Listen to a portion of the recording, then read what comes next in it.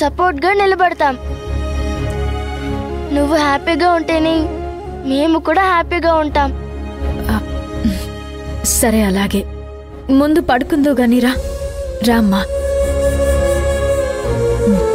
పడుకో.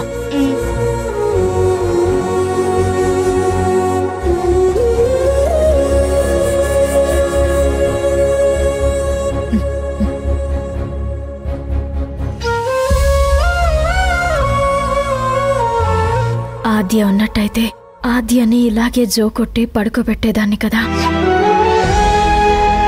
పాపం ఆద్య నన్నెంత మిస్ అవుతూ ఉందో. పాపం దానికి అమ్మ దూరమైంది.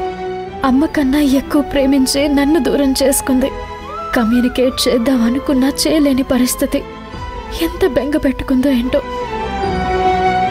ఆద్య, I miss you.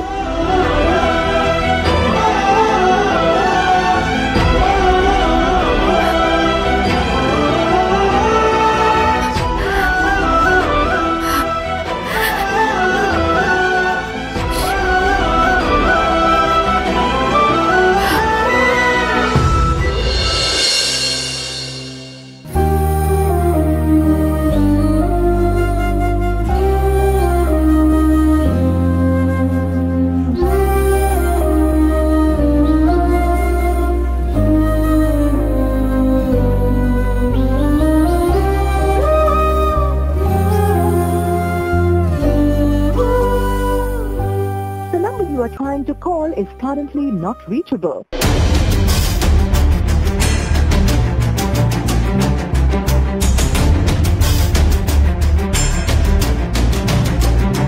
The number you are trying to call is currently not reachable. ఎందుకని ఫోన్ కనెక్ట్ అవ్వట్లేదు? ఉండాల్సిన సమయంలో ఆయన దగ్గర లేకుండా వెళ్ళిపోయారు. ఇంత జరుగుతున్నా ఏం చేయలేని పరిస్థితి. ఇన్ని అవమానాలు భరిస్తూ ఈ కంపెనీలో పనిచేయడం అనవసరం. కనీసం అర్జున్ సార్కి ఒక మాట చెప్దాం అనుకుంటే ఆయన అందుబాటులో లేరు.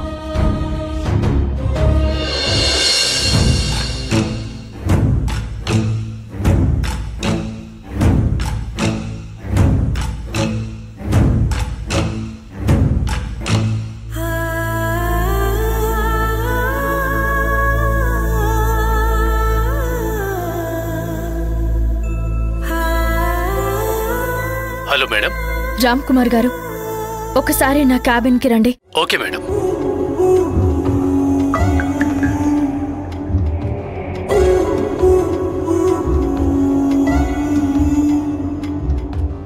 మే I come in madam? Please come in.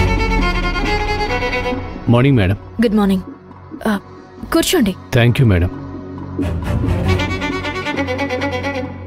మీరు రెసిగ్నేషన్ లెటర్ పంపించారు కదా? అవును మేడం. ఎందుకు? నా వల్ల ఏమైనా ఇబ్బంది పడ్డారా రామ్ కుమార్ గారు? లేదు మేడం, పర్సనల్ పని మీద దుబాయ్ వెళ్ళాలి. మీకు తెలుసు కదా మేడం, మా పెద్దమ్మాయి దుబాయ్లో ఉంది. తనకి సీమంతం ఉంది. అందుకే అక్కడికి వెళ్ళాలి మేడం.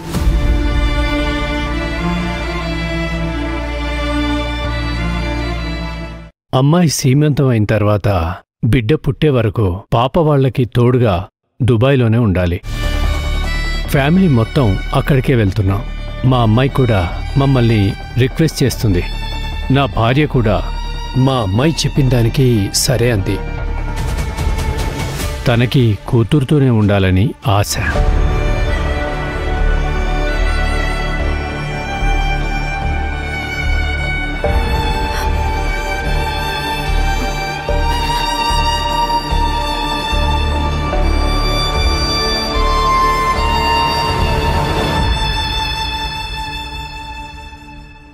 ఏంటి మేడం అంతగా బాధపడుతున్నారు? నా వల్ల ఏదైనా తప్పు జరిగిందా? అదేం లేదు రామ్ కుమార్ గారు. సరే మీరు వెళ్ళండి. All the best. Thank you madam. వెళ్ళొస్తాను.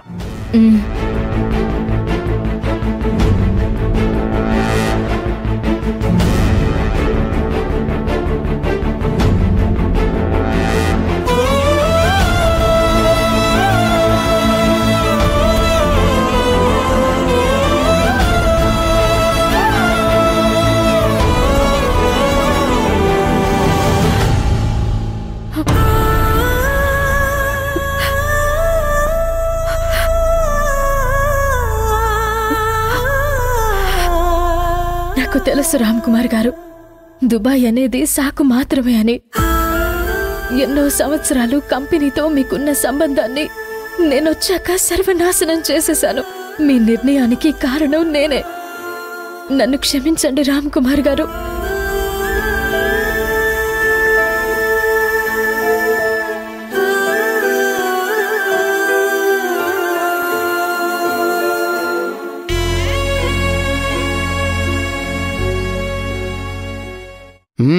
అబ్బబ్బబ్బబ్బా, భలే చేసావమ్మా.